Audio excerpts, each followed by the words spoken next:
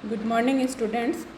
आज अपन पढ़ेंगे BSc part second के paper third immunology, microbiology and biotechnology की यूनिट इम्यूनोलॉजी का टॉपिक टाइप्स ऑफ इम्यूनिटी, प्रतिरोधकता या रोधक क्षमता या प्रतिरक्षा के प्रकार। इसके लिए सबसे पहले अपन इम्यूनिटी क्या होती है ये जान लेते हैं। उसके बाद अपन इम्यूनिटी के प्रकार देखेंगे, प्रतिरक्षा के प्रकार देखेंगे। तो प्रतिरक्षा होती क्या है? तो प्रतिरक्षा immunity refers to reactions by an animal body to foreign substances such as microbes and various macromolecules. Immunity से हमारा संदर्भ उन सभी रिएक्शन से होता है जो किसी भी एनिमल की बॉडी के द्वारा फॉरेन सब्सटेंसेस जो कि बॉडी को नुकसान पहुंचाते हैं, माइक्रोब्स और वेरियस मैक्रोमोलिक्यूल्स, उनके अगेंस्ट जो प्रोटेक्शन अपनी सभी एनिमल्स की बॉडी के द्वारा प्रोवाइड करवाया जाता है उसे इम्यूनिटी कहते हैं। और अगर अपन इस इम्यूनिटी वर्ड का मीनिंग देखें कि इम्यूनिटी वर्ड का खुद का क्या मीनिंग होता है, तो इम्यूनिटी लैटिन वर्ड इम्यूनिस से आया है और इसका मतलब होता है, इम्यूनिस का लैटिन में वर्ड होता है एग्जम्प्ट या फिर फ्री ऑफ बर्डन, कि जो भी कोई भी भार है, फॉरेन मटेरियल है, बोझ है, उनसे बॉडी को रिलीज करना, बॉडी को प्रोटेक्ट करना। सभी तरह के इन्फेक्शंस जो कि पैथोजेंस, अलग अलग पैथोजेंस के द्वारा बॉडी में किए जाते हैं, रोग कारकों के द्वारा रोग उत्पन्न किए जाते हैं और बॉडी को संक्रमित किया जाता है, उनके अगेंस्ट जो बॉडी की एक एबिलिटी होती है, बॉडी की क्षमता होती है प्रोटेक्ट करने की, उसको अपन इम्यूनिटी या प्रतिरक्षा कहते हैं। और ये इम्यूनिटी प्रोवाइड करवाने वाला जो एक सिस्टम एनिमल बॉडी में पाया जाता है उसे इम्यून सिस्टम कहते हैं। तो इम्यून सिस्टम क्या होगा कि इम्यूनिटी प्रोवाइड करवाने वाला है वो सभी सेल्स और ऑर्गन्स जो कि बॉडी को इन्फेक्शन, मैलिग्नेंसी और डैमेज सेल से प्रोटेक्ट करते हैं, उस सिस्टम को इम्यून सिस्टम कहते हैं। और स्टडी ऑफ इम्यून सिस्टम या स्टडी ऑफ इम्यूनिटी को इम्यूनोलॉजी कहते हैं, प्रतिरक्षा विज्ञान कहते हैं। अब अपन देखते हैं टाइप्स ऑफ इम्यूनिटी। इम्यूनिटी कितने टाइप की होती है? तो सबसे पहले इम्यूनिटी को अपन डिवाइड करते हैं कि वो उसका ओरिजिन क्या है, वो उत्पन्न कहाँ से हुई है, क्या वो अपन को पैदा हुए हैं उसके साथ ही मिली है या पैदा होने के बाद अपनी बॉडी ने एक्वायर की है। इस बेसिस पे इम्यूनिटी को दो भागों में डिवाइड करते हैं। फर्स्ट है अडेप्टिव इम्यूनिटी और सेकंड है इन्नेट इम्यूनिटी। अब अगर अपन बात करें, सबसे पहले बात करेंगे अपन इन्नेट इम्यूनिटी की। जो इन्नेट इम्यूनिटी है इसे हम इन्नेट इम्यूनिटी जो है, ये इम्यूनिटी, ये प्रतिरक्षा वो प्रतिरक्षा है जो बॉडी को, एनिमल बॉडी को पैदा होने के साथ ही मिली है, जेनेटिकली वो मिली है। और इन्नेट इम्यूनिटी सभी एनिमल्स को प्राप्त हुई है पैदा होने के साथ ही, जब बर्थ के टाइम ही बर्थ हुआ है उसके साथ ही बॉडी के साथ उनको वो इम्यूनिटी मिली है, उसे अपन इन्नेट इम्यूनिटी कहते हैं। या फिर इसे इनबोर्न इम्यूनिटी भी कहते हैं कि ये पैदा होने के साथ ही अपने अंदर आई है, इसे जेनेटिक इम्यूनिटी भी कह दिया जाता है। और हिंदी में इसको स्वभावज प्रतिरक्षा कहते हैं। और सेकंड है अपना एडेप्टिव इम्यूनिटी या फिर इसको कहते हैं एक्वायर्ड इम्यूनिटी, जो कि अपन को इसे अभिग्रहित प्रतिरक्षा भी कहते हैं। और ये प्रतिरक्षा उपार्जित प्रतिरक्षा भी इसको कहते हैं और अनुकूली प्रतिरक्षा भी कहते हैं। अभिग्रहित प्रतिरक्षा भी एडेप्टिव इम्यूनिटी को कहते हैं। और ये एनिमल के पैदा होने के बाद बॉडी में उत्पन्न हुई है, पैदा होने के साथ पहले से प्रेजेंट नहीं थी, ये टाइम के साथ साथ बॉडी में पैदा हुई है, बॉडी ने अपने आप एक्वायर की है, किसी ना किसी रिएक्शन के कारण ये बॉडी ने एक्वायर की है, पहले से ये मौजूद नहीं थी।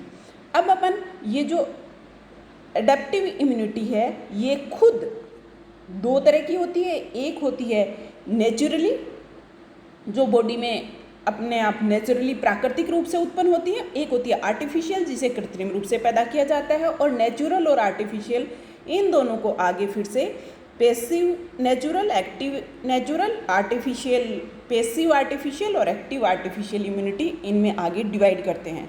अभी इनके आगे सब डिविजन्स देखने के लिए, आगे क्लासिफिकेशन देखने के लिए अपन 1 बाय 1 स्टडी करते हैं, जिसमें सबसे पहले अपन लेते हैं इन्नेट इम्यूनिटी, कि इन्नेट इम्यूनिटी कितने प्रकार की होती है और कौन सी इम्यूनिटी इन्नेट इम्यूनिटी होती है। तो इन्नेट इम्यूनिटी ऐसा अपन डिस्कस कर चुके हैं कि इन्नेट इम्यूनिटी वो इम्यूनिटी होती है जो बॉडी में एनिमल के पैदा होने के साथ ही उसको प्राप्त होती है। ये खुद आगे दो भागों में डिवाइड होती है, जिसमें पहला है स्पेसिफिक इन्नेट इम्यूनिटी और दूसरा है नॉन स्पेसिफिक इन्नेट इम्यूनिटी। अब स्पेसिफिक इन्नेट इम्यूनिटी है वो एक स्पेसिफिक टाइप होती है और इसमें किसी न किसी आधार पे इसमें एक स्पेसिफिकेशन पाया जाता है कि ये सब में समान रूप से नहीं होती है, सभी एनिमल्स में समान रूप से मिली हुई नहीं होती है। तो ये खुद 3 तरह की होती है। पहली है स्पीसीज स्पेसिफिक इन्नेट इम्यूनिटी, दूसरी है रेशियल स्पेसिफिक इन्नेट इम्यूनिटी और तीसरी है इंडिविजुअल स्पेसिफिक इन्नेट इम्यूनिटी। इनको अगर अपन थोड़ा डिटेल में देखें, स्पीसीज इम्यूनिटी या स्पीसीज स्पेसिफिक इम्यूनिटी, सबसे पहले अपन देखते हैं इन्नेट इम्यूनिटी का टाइप, स्पीसीज स्पेसिफिक इम्यूनिटी। और ये इम्यूनिटी कौन सी इम्यूनिटी होती है? It is the total immunity shown by all members of a species against pathogen. Example, birds जो होते हैं वो टिटनस के लिए इम्यून होते हैं। बर्ड्स की जो स्पीसीज होती है वो टिटनस के लिए, टिटनस नाम की बीमारी के लिए इम्यून होते हैं, उनमें ये बीमारी नहीं होती है।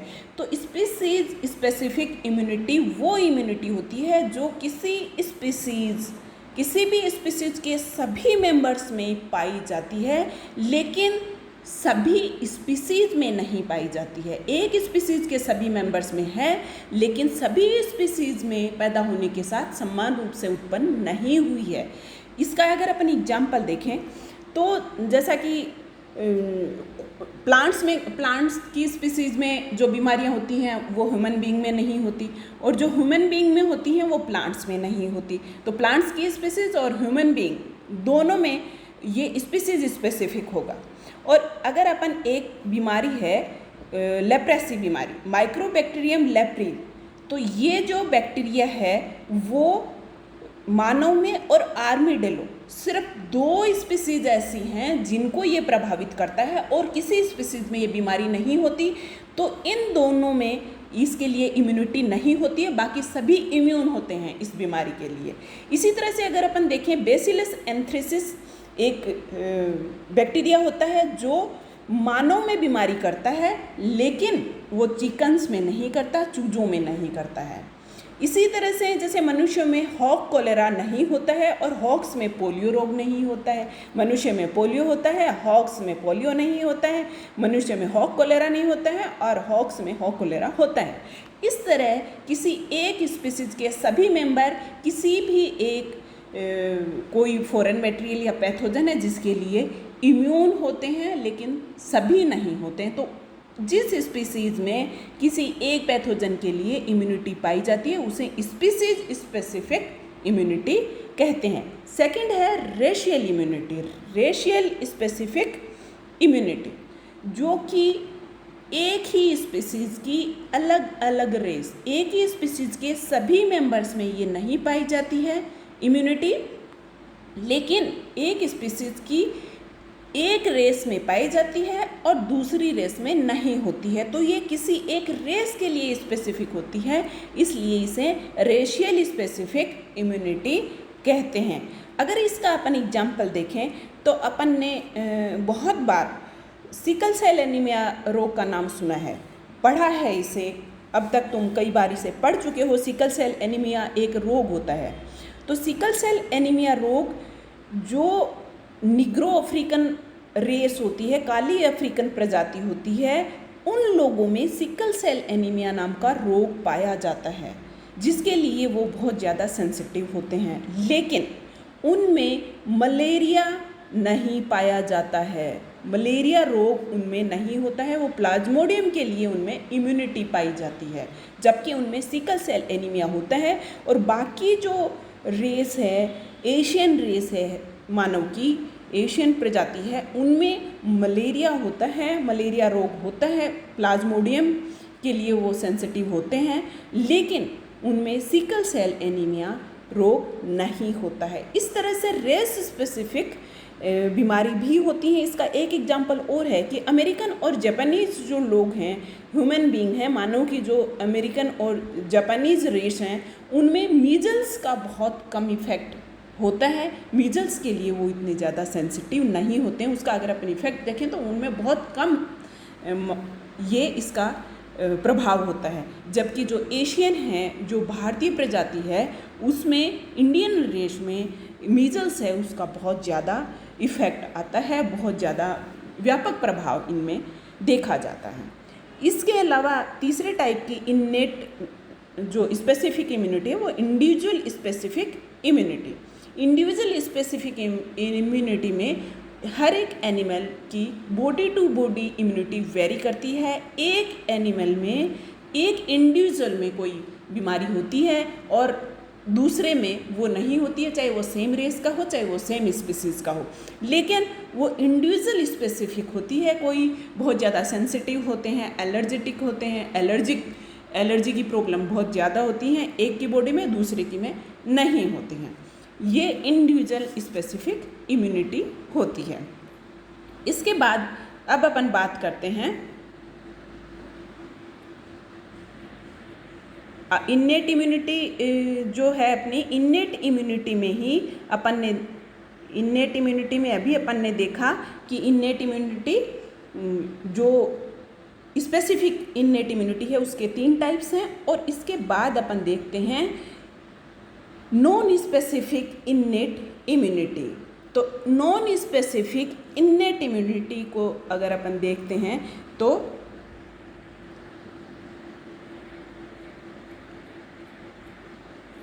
नॉन स्पेसिफिक इन्नेट इम्यूनिटी खुद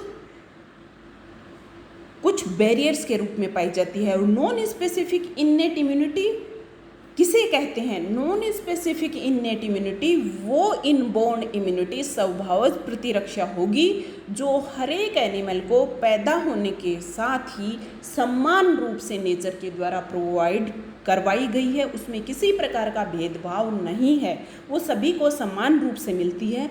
और ये कुछ बैरियर्स की फॉर्म में होती है, कुछ बैरियर्स की फॉर्म में ये इम्यूनिटी सभी एनिमल्स को मिलती है। और वो बैरियर्स कौन कौन से होते हैं? वो बैरियर्स कौन कौन से होते हैं जो कि बॉडी को कुछ सभी पैथोजन से प्रोटेक्ट करने का काम करते हैं। ये कई तरह के बैरियर्स होते हैं एनिमल्स की बॉडी में, जिसमें फिजिकल बैरियर्स, जिनको एनाटॉमिकल बैरियर्स भी कहते हैं, फिजिकल बैरियर्स और एनाटॉमिकल बैरियर्स।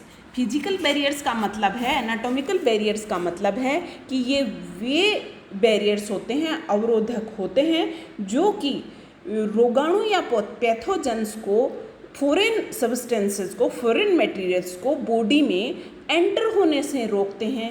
जैसे कि अगर अपन इसके एग्जांपल देखें तो जैसे कि स्किन, वो एक बहुत मेन बेसिक फिजिकल बैरियर है कि स्किन सभी एनिमल्स को समान रूप से स्किन मिली है। बॉडी स्किन किसे कहते हैं? Outer body covering. Outer body covering सभी एनिमल्स में पाई जाती है और वो रोकती है पैथोजेंस को बॉडी में एंटर होने से। इसी तरह से अगर अपन वर्टिब्रेट्स की बॉडी के फिजिकल और बैरियर्स की बात करें तो nasal hairs, mucous membrane, cilia etcetera, ये सभी फिजिकल बैरियर्स होते हैं। उसके बाद है केमिकल और फिजियोलॉजिकल बैरियर्स। ये वो कुछ केमिकल्स होते हैं या बॉडी में फिजियोलॉजी, बॉडी के सभी सिस्टम्स के फंक्शनिंग के बाद पैदा होते हैं या सीक्रेट होते हैं, जो कि बॉडी को जो फॉरेन मटेरियल्स हैं कुछ भी बॉडी के अंदर अगर एंटर कर गए हैं तो या तो उनको एंटर करने से रोकते हैं, या एंटर कर गए हैं तो फिर इनको वो नुकसान, बॉडी को नुकसान नहीं पहुंचाने देते हैं, रोकने का काम करते हैं। जैसे कि तुम सब जानते हो, अपनी बॉडी ऑयल सीक्रेट करती है, स्वीट सीक्रेट करती है, पसीना आता है, अपने सेरोमेंस जो कि कान का वैक्स होता है, जो कान के अंदर से अगर कोई भी फॉरेन मटेरियल एंटर करता है तो उसको बॉडी के अंदर जाने से चिपचिपा होता है, जिसके अंदर फंस के फॉरेन मटेरियल रुक जाते हैं, बॉडी के अंदर एंटर नहीं कर पाते हैं। लाइसोजाइम जो कि अपनी आँखों के आंसू और सलाइवा में पाया जाता है, तो इनमें यदि आँख में बाहर से कुछ गिर जाता है तो लाइसोजाइम एक एंजाइम होता है जो कि इनमें सीक्रेशंस में, सलाइवा में और टीयर्स में पाया जाता है। वो अगर कोई फॉरेन मटेरियल बॉडी के अंदर, इनके अंदर एंटर कर जाता है तो उनको वो डैमेज करने का, डिस्ट्रॉय करने का काम करते हैं। इसी तरह से बाइल सीक्रेशन जो कि अपने बाइल, उसके ये बाइल का सीक्रेशन बॉडी के अंदर होता है पित्ताशय के द्वारा। और इसी तरह से तीसरी तरह के जो बैरियर्स हैं वो हैं साइटोलॉजिकल बैरियर्स। तो बॉडी के अंदर बहुत सारी ऐसी सेल्स पाई जाती हैं, इम्यून सिस्टम का जो पार्ट होती हैं, और ये जो भी फॉरेन मटेरियल या पैथोजेंस बॉडी के अंदर एंटर कर चुके हैं तो उनको फिर ये डिस्ट्रॉय करने का काम करती हैं। जैसे कि phagocytes, neutrophils, basophils, eosinophils, macrophages, monophages, monocytes, ये सभी साइटोलॉजिकल बैरियर के रूप में बॉडी को प्रोटेक्शन प्रोवाइड करवाते हैं। और ये सभी एनिमल्स को पैदा होने के साथ ही समान रूप से किसी भी, कोई भी स्पेसिफिक इनको इनके पैदा होने का कोई भी एक ऐसा नहीं है कि एक एनिमल में ये पैदा होंगी दूसरे में नहीं होंगी। इसलिए इसको नॉन स्पेसिफिक इम्यूनिटी कहते हैं, क्योंकि सभी एनिमल्स को ये समान रूप से पैदा होने के साथ ही प्राप्त होती है। इसलिए इसको अपन कहते हैं नॉन स्पेसिफिक इम्यूनिटी। इसके बाद अपन देखते हैं अडेप्टिव इम्यूनिटी या एक्वायर्ड इम्यूनिटी के प्रकार। एक्वायर्ड या अडेप्टिव इम्यूनिटी के प्रकार, अभिगृहित या फिर उपार्जित या अनुकूली प्रतिरक्षा के प्रकार।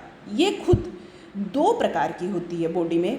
एक तो नेचुरली एक्वायर्ड इम्यूनिटी होती है और एक आर्टिफिशियली एक्वायर्ड इम्यूनिटी होती है। नेचुरली एक्वायर्ड इम्यूनिटी कौन सी इम्यूनिटी होती है? जो कि बॉडी को प्राकृतिक रूप से पैदा होती है, उसमें कोई अपन को आर्टिफिशियली कुछ नहीं करना पड़ता, अपने आप ही नेचुरली प्राकृतिक रूप से ही बॉडी के अंदर कुछ ऐसा होता है जिसकी वजह से इम्यूनिटी डेवलप होती है, बॉडी इम्यूनिटी को डेवलप करती है। जिसमें ये भी दो तरह से होती है। नेचुरली एक्वायर्ड जो प्राकृतिक रूप से बॉडी एक्वायर करता है, ये भी, इसके भी दो तरीके होते हैं। एक एक्टिवली बॉडी एक तो बॉडी उसमें एक्टिवली पार्टिसिपेट करती है ये वाली इम्यूनिटी एक्वायर करने के लिए, एक में पैसिवली, बॉडी का कोई रोल नहीं होता, पैसिव फॉर्म में बॉडी को तैयार फॉर्म में वो इम्यूनिटी प्राकृतिक रूप से प्राप्त होती है, बॉडी खुद उसमें कुछ काम नहीं करती। एक्टिव एक्वायर्ड इम्यूनिटी में बॉडी को खुद को काम करना पड़ता है और इम्यूनिटी को पैदा करना पड़ता है। तो एक्टिव एक्वायर्ड इम्यूनिटी कब पैदा होती है? कि प्राकृतिक रूप से अपन को कई बार कुछ वायरस बैक्टीरिया उनके इन्फेक्शन हो जाते हैं, और एक बार इन्फेक्शन होने के बाद अपन सब ने सुना है कि मीजल्स नाम की बीमारी, जिसको कि अपन सब अलग अलग यहाँ अपनी लोकल लैंग्वेज में जो मीजल्स बीमारी है उसको अलग अलग नामों से जानते हैं। जैसे कुछ एरिया में उसको बोदरी कहते हैं, कुछ में एक तुमने बीमारी सुनी होगी कि वो जो ये पूरी बॉडी पे ऐसे मोटे मोटे पस के भरे हुए चकते से बन जाते हैं, फुंसियाँ सी हो जाती हैं, जिनको कि आंकड़ा काकड़ा और इस तरह से लोकल लैंग्वेज में अपन इसको बोलते हैं। तो ये जो बीमारी है, ये जो इम्यूनिटी है, इन बीमारियों के एक बार ये बीमारी होने के बाद दोबारा बॉडी में ये बीमारी पैदा नहीं होती है। सिर्फ एक बार होने के बाद में बॉडी में इसके प्रति एंटीबॉडीज़ का निर्माण हो जाता है। स्पेशलाइज्ड लिम्फोसाइट्स के द्वारा ये इम्यूनिटी पैदा होती है और फिर वो मेमोरी सेल के रूप में, एंटीबॉडीज़ के रूप में अपनी बॉडी में पाई जाती हैं। और वो एंटीबॉडीज अगर दोबारा इन्फेक्शन होता है उन्हीं पैथोजन का, तो वो उनको बॉडी में बीमारी, उन्हें इन्फेक्शन होते ही उनका खात्मा कर देते हैं, तो वो बीमारी का रूप नहीं लेती हैं। तो ये एक्टिवली बॉडी के द्वारा पैदा होती है, कुछ इन्फेक्शन होने के कारण और कुछ एंटीजेंस के बॉडी में एंटर करने के बाद। और पैसिवली जो एक्वायर्ड इम्यूनिटी होती है, वो इम्यूनिटी तैयार फॉर्म में, रेडीमेड फॉर्म में बॉडी में प्राकृतिक रूप से अपन को प्राप्त होती है। और इसका main passive type acquired immunity, natural passive acquired immunity होती है कि एक तो प्लेसेंटा के द्वारा मदर की बॉडी में जब बच्चा फीटस का निर्माण हो रहा होता है तो उस टाइम उसको जो इम्यूनिटी मिलती है वो मदर से मिलती है और वो मदर की प्लेसेंटा से उसकी बॉडी में पैसिव फॉर्म में जाती है। उसकी खुद की नहीं होती है, बॉडी को मिल रही होती है, लेकिन वो पैसिव फॉर्म में मदर से मिल रही होती है। और एक मदर मिल्क, कोलेस्ट्रम में भी बहुत ज़्यादा एंटीबॉडीज होती हैं और मेनली ये इम्यूनोग्लोबुलिन जी टाइप की एंटीबॉडीज होती हैं जो कि प्लेसेंटा और मदर मिल्क कोलेस्ट्रम में पाई जाती हैं और ये डायरेक्टली रेडीमेड फॉर्म में बॉडी को मिलती हैं। इसके बाद है अपनी आर्टिफिशियल एक्टिव एक्वायर्ड इम्यूनिटी। तो आर्टिफिशियली एक्वायर कैसे होगा कि कुछ बीमारियां हैं जिनके वैक्सीन्स बना लिए गए हैं। वैक्सीन्स का मतलब होता है आर्टिफिशियली बॉडी के अंदर कुछ उन पैथोजेंस को एंटर कराया जाता है और वो पैथोजन या तो बहुत वीक फॉर्म में होते हैं या फिर मरी हुई फॉर्म में होते हैं, लेकिन उनको बॉडी में एंटर करा देते हैं तो बॉडी एक्टिव होती है और उन एंटीजेंस को पहचान करके उनके लिए एंटीबॉडीज़ का निर्माण कर लेती है और एंटीबॉडीज के उस टाइम एंटीबॉडीज़ का निर्माण होता है और फिर मेमोरी सेल बन जाती हैं और फिर वो यदि फ्यूचर में कभी उसका इन्फेक्शन होता है उस एंटीजन का तो फिर उसका ये इन्फेक्शन होते ही एंटीबॉडीज प्रोडक्शन बड़ी मात्रा में होता है और उनको ख़त्म कर दिया जाता है। तो वो बीमारी फिर वैक्सीनेशन के बाद वो बीमारी ह्यूमन बीइंग को या एनिमल्स को नहीं होती है। अब अगली है passive acquired adaptive acquired artificial passive immunity. ये होती है कि तुम सबने सुना होगा कि ATS जो एंटी टिटनस सीरम डायरेक्टली किसी दूसरे एनिमल की बॉडी में एंटीबॉडीज़ का निर्माण किया जाता है और वो एंटीबॉडीज़ बीमारी होने के बाद एंटीबॉडीज़ को रेडीमेड फॉर्म में उस एनिमल में इंजेक्ट कर दिया जाता है। इसमें बॉडी खुद कुछ काम नहीं करती है, ये रेडीमेड फॉर्म में किसी दूसरे एनिमल की बॉडी में एंटीबॉडीज़ का निर्माण करवाया जाता है और उन एंटीबॉडीज़ को डायरेक्टली दे दिया जाता है। तो जो serum ATS anti tetanus serum होता है वो ये टाइप की इम्यूनिटी होती है जो कि एक्वायर्ड आर्टिफिशियल पैसिव इम्यूनिटी कहलाती है। इसके बाद अपन देखते हैं natural active acquired immunity. Natural active acquired जो इम्यूनिटी है ये वाली इम्यूनिटी है, ये खुद दो भागों में डिवाइडेड होती है, दो तरह की पाई जाती है। बॉडी में जो इम्यूनिटी पैदा होती है वो इन्फेक्शन होने के बेसिस पे कि इन्फेक्शन किस तरह का हुआ है और कौन सी इम्यून सेल है वो एक्टिवेट हुई है, इसके आधार पे नेचुरल एक्टिव एक्वायर्ड इम्यूनिटी खुद दो तरह की होती है, जिसमें पहली है ह्यूमरल इम्यूनिटी, दूसरी सेलुलर इम्यूनिटी। जो ह्यूमरल इम्यूनिटी है इसको एंटीबॉडी मीडिएटेड इम्यूनिटी भी कहते हैं और जो सेलुलर इम्यूनिटी है इसको सेल मीडिएटेड इम्यूनिटी भी कहते हैं। और ये इम्यूनिटी कौन कौन सी होती है? ह्यूमरल इम्यूनिटी खुद क्या होती है? तो ह्यूमरल इम्यूनिटी जो है वो ये दोनों तरह की ही इम्यूनिटी लिम्फोसाइट्स, बी लिम्फोसाइट्स और टी लिम्फोसाइट्स, दो तरह की लिम्फोसाइट्स से ये इम्यूनिटी प्रोवाइड करवाई जाती है। अब बी लिम्फोसाइट और टी लिम्फोसाइट, जिन्हें बी सेल और टी सेल भी कहते हैं, जो अपनी बॉडी की मेन इम्यून सेल होती हैं, जो कि एंटीबॉडीज़ का निर्माण करती हैं, जो बॉडी को ह्यूमरल और सेलुलर इम्यूनिटी प्रोवाइड करवाते हैं। तो इसमें एक्टिवेट कौन हुआ है, बी सेल हुई है या टी सेल हुई है, इसके आधार पर ये अलग अलग टाइप की होती है। बी सेल यदि एक्टिवेटेड हुई है तो उसे ह्यूमरल इम्यूनिटी कहते हैं।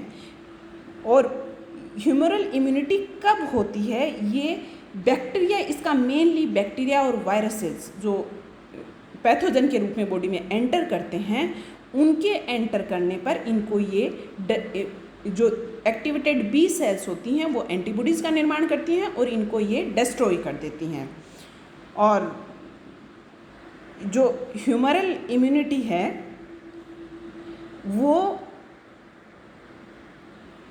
Humoral immunity extra cellular microbes या माइक्रोबियल टॉक्सिन्स के बॉडी में एंटर होने के बाद पैदा होती है। एक्स्ट्रा सेलुलर माइक्रोब्स जैसे ही बॉडी में एंटर होते हैं तो बॉडी की बी सेल एक्टिवेटेड होती हैं, बी लिम्फोसाइट एक्टिवेट होती हैं और वो ह्यूमरल इम्यूनिटी प्रोवाइड करवाते हैं। इसको ह्यूमरल इम्यूनिटी क्यों कहते हैं? क्योंकि जब भी कोई एंटीजन बॉडी में एंटर करता है तो जो अपने इम्यून ऑर्गन्स हैं वहाँ पे ये जो बी सेल्स होती हैं, बी लिम्फोसाइट्स होती हैं, ये वहाँ पे रह कर के ही एंटीबॉडीज़ का निर्माण करती हैं और वो एंटीबॉडीज़ ब्लड के थ्रू जहाँ पे इन्फेक्शन हुआ, इन्फेक्टेड जो एरिया है, टारगेटेड जो एरिया है, जहाँ पे इन्फेक्शन हुआ है, जहाँ पे एंटर किया है पैथोजन ने, वहाँ जा कर के ब्लड के माध्यम से वहाँ जा कर के ये उस एंटीजन का खात्मा करती हैं। इसलिए इसको ह्यूमोरल कि ये ब्लड के अंदर से लिक्विड माध्यम से होकर के वहाँ पहुँचती हैं और एंटीबॉडी मीडिएटेड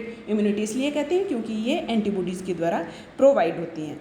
इसके बाद है अपना सेल मीडिएटेड इम्यूनिटी या सेलुलर इम्यूनिटी। तो सेल मीडिएटेड इम्यूनिटी में क्या होता है कि इसमें टी लिम्फोसाइट्स हैं, ये इसको प्रोवाइड करवाती हैं और T lymphocytes viruses, fungi, protozoa, tumours, इन सब और इंट्रासेलुलर बैक्टीरिया, वो एक्स्ट्रा सेलुलर बैक्टीरिया के लिए ह्यूमरल इम्यूनिटी थी और इंट्रासेलुलर बैक्टीरिया, इन सब के इन्फेक्शन पे टी लिम्फोसाइट्स के द्वारा सेल मीडिएटेड या सेलुलर इम्यूनिटी प्रोवाइड करवाई जाती है, जिसमें टी सेल्स इसको एंटीजन को पहचानते हैं और फिर उसे टी लिम्फोसाइट्स जो होती हैं वो कुछ सीक्रेशन सीक्रेट करती हैं और वो सीक्रेशंस जो अपनी फेगोसाइटिक सेल्स हैं उनको एक्टिवेट कर देते हैं और वो उनको जो एंटीजन पैथोजन बॉडी में एंटर हुए हैं उनका वो खात्मा कर देते हैं और बॉडी को इम्यूनिटी प्रोवाइड करवाते हैं। अब ये जो अपनी इम्यूनिटी है, बॉडी की इम्यूनिटी है, ये खुद इम्यूनिटी को अगर अपन देखें कि ये जो इम्यूनिटी है इससे अपन को बॉडी को प्रोटेक्शन किस तरह से मिलता है, सुरक्षा किस तरह से मिलती है, तो ये सुरक्षा मेनली बॉडी को 3 तरह की मिली हुई होती है। ये इसमें गलत छपा हुआ है इसलिए अपन हटा रहे हैं। तो 3 तरह का डिफेंस बॉडी में पाया जाता है या बॉडी 3 तरह का डिफेंस काम में लेती है। एक होता है सबसे पहला डिफेंस जिसके अंदर कि बॉडी के अंदर बाहर से पैथोजेंस को एंटर ही नहीं करने दिया जाए, बॉडी के अंदर पैथोजेंस एंटर ही ना कर पाए, तो उनको बाहर ही रोक दिया जाए, बॉडी के अंदर एंटर ही ना कर पाए। ये जो डिफेंस है बॉडी का, इसे फर्स्ट लाइन डिफेंस कहते हैं और ये अपन को इननेट इम्यूनिटी प्रोवाइड करवाती है। और इननेट इम्यूनिटी में भी जो अपने नॉन